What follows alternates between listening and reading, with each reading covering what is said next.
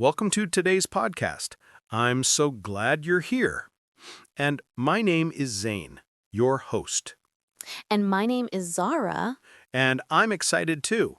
Together, we help English learners all around the world unlock confidence and fluency. Yeah. Okay, Zara. In today's episode, we're diving deep into one of the most powerful skills you can develop, training your brain to think in English. So grab your headphones, relax, and let's break this down step by step. Okay. First, let's ask, why do many people translate in their head before speaking English? The answer is simple. Your brain is used to your first language. For many years, you think only in your mother tongue. So, when you learn English, your brain tries to use the same old system. Yes. Imagine this.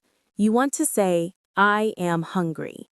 But first, your brain says it in your language. Then you try to change it into English. This takes time. That's why you feel slow. And sometimes translation makes mistakes. For example, in your language, maybe you say, I have hunger.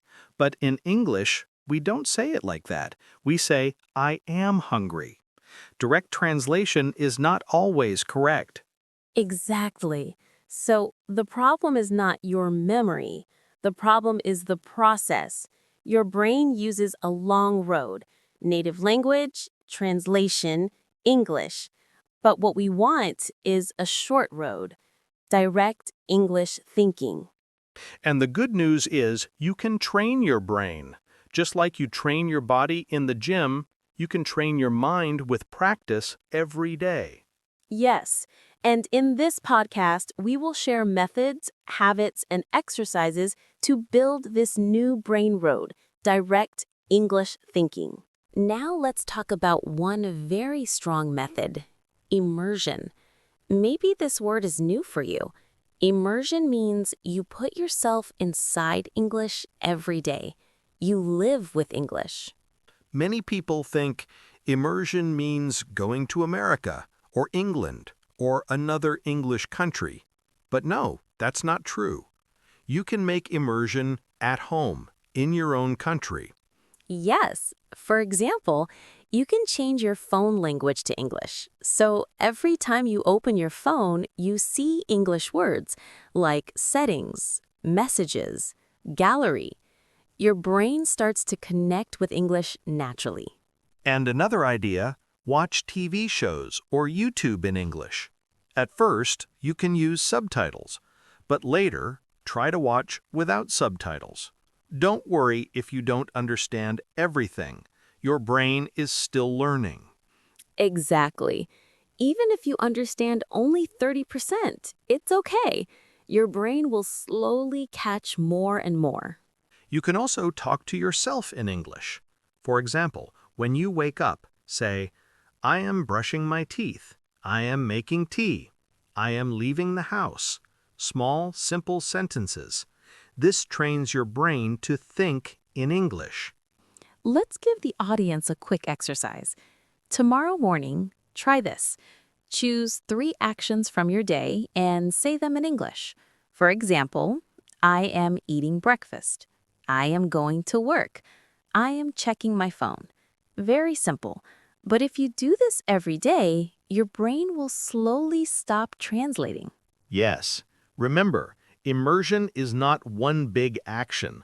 It's many small actions every day. Little by little, your brain gets used to English, like water filling a cup. Now, here is a very powerful secret. If you want to think in English, don't think word by word. Think in chunks. Chunks? What is that? A chunk means a group of words that usually come together, not just one word but a full phrase. For example, how are you? Or see you later. These are chunks. Yes. When you use chunks, your brain doesn't need to build sentences word by word. It already has ready-made English blocks. This makes speaking fast and natural. Think about it. If you try to speak word by word, your brain works very hard. For example, you want to say, I am going to the market. If you think word by word, you stop after every word. But if you learn it as one chunk, I'm going to the market, your brain says it quickly, like one unit. Exactly. Let's give more examples. Instead of learning only the word thanks, learn the full chunk, thank you so much. Instead of only sorry, learn I'm sorry about that. These small groups of words make your English flow. Here's a little exercise for our listeners. Take a notebook. Write down 5 to 10 chunks you hear every day in movies, songs, or conversations. For example, what do you mean? That sounds great. Can you help me? Practice saying them again and again until they feel natural. When you collect many chunks, your brain starts using them automatically.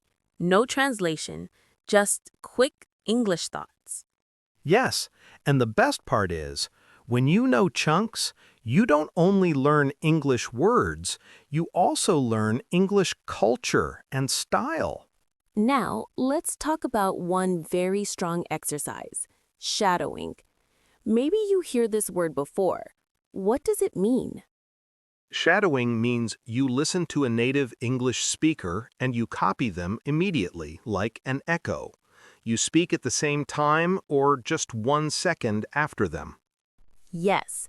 Imagine a shadow behind you. Your voice is like a shadow of the native English speaker's voice. That's why we call it shadowing. For example, you play a small English video. The speaker says, "Good morning. How are you today?" You repeat instantly, "Good morning. How are you today?" Try to copy their speed, voice, and music of speaking. At first, it feels difficult.